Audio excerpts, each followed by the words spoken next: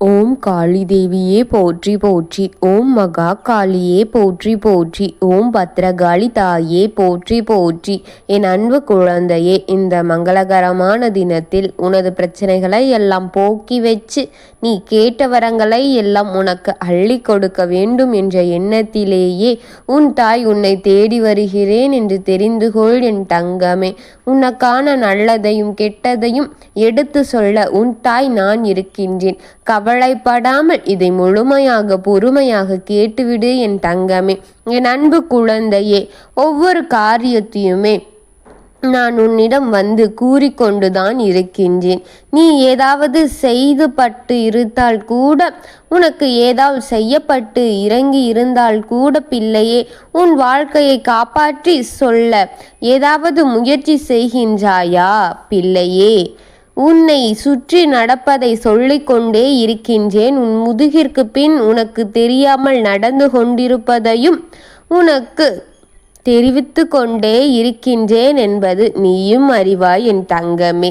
ஆனால் நீ செயல்பாட்டில் இல்லை என்று தெரியும் போது எனக்கு மிகவும் வருத்தமாக இருக்கின்றது என் அன்பு பிள்ளையே.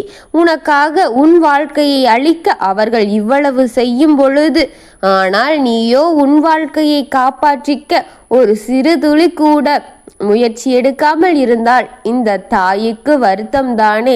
அதையும் உன் தாய் வந்து உனக்காக எச்சரிக்கைப்படுத்துகின்றேன், பல விதத்தில் கூறுகின்றேன், பல விதத்தில் தெரியப்படுத்துகின்றேன். ஆனால் நீயோ அதே நிலையில் அப்படியே இருந்தால் இந்த தாய்க்கு வருத்தம் வரத்தானே செய்யும் என் தங்கமே.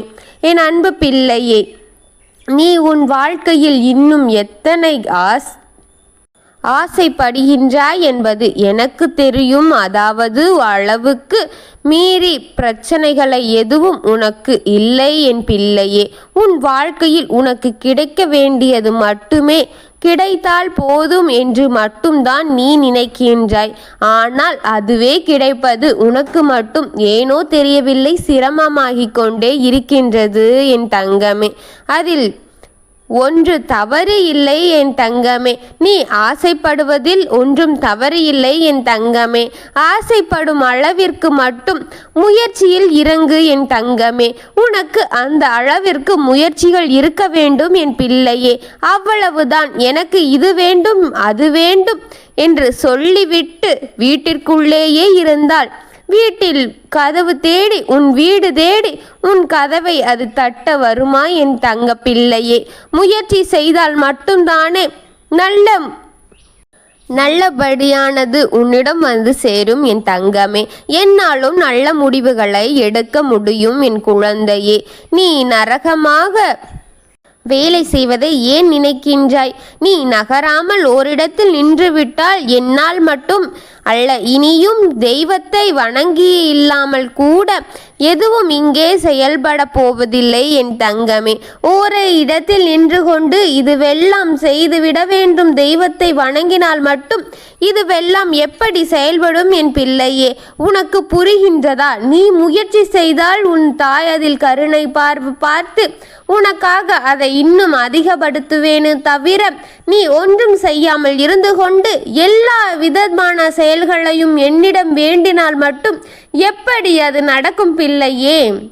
புரிந்து கொண்டு அதை செயலில் நடத்து என் தங்கமே என்பதைத்தான் உண்மை என் தங்கமே. இவ்வுலகில் அது மட்டுமே உண்மை என் தங்கமே.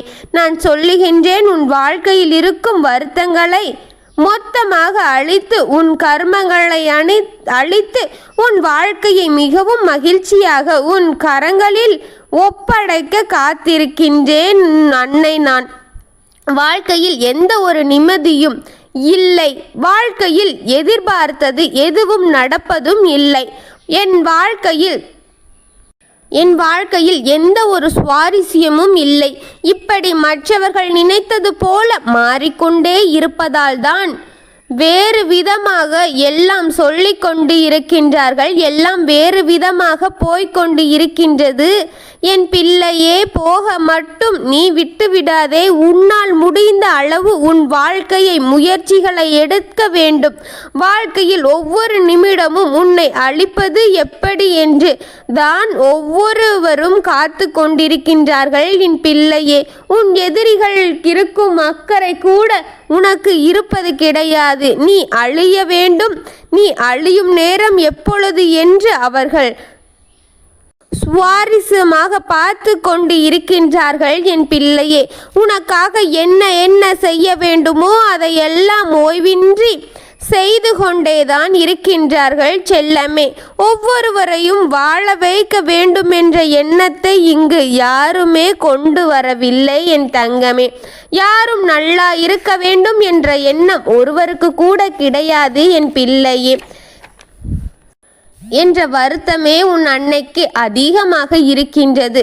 எங்கு பார்த்தாலும் போட்டியும் பொறாமையும், ஒருவரை ஒருவர் அழிக்கும் எண்ணமும், ஒருவரின் உயர்வை கெடுக்கும் எண்ணமும், ஒருவரின் உழைப்பை பெற்று மற்ற ஒருவரை உண்பதும், இப்படியான மற்றவர்கள் இங்கே அதிகமாக இருக்கின்றது.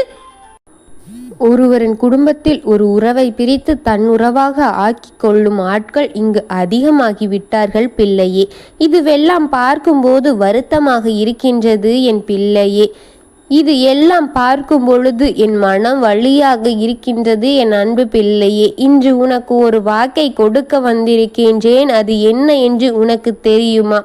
எந்த காலத்திலுமே உன்னுடைய எதிரியின் இடத்தில் உயிர் பிச்சை கேட்டும் அளவிற்கு சென்று விடாதே. அப்படி நிலையில் நீ என்றும் இருந்துவிடக் கூடாது என்பதே இந்த அம்மா தாயின் எண்ணம். என் குழந்தையே, உன் இயலாமையை எல்லாம் ஒதுக்கி எறிந்துவிட்டு சுறுசுறுப்பான செயல்பாடுகளை சுறுசுறுப்பாக செயல்பட தொடங்கு. என் பிள்ளையே, உன் சுறுசுறுப்பை தட்டி எழுப்பி நீ சுறுசுறுப்பாக இருக்க வேண்டும் என்று நான் சொல்கின்றேன். அதை உடனடியாக செய் என் தங்கமே.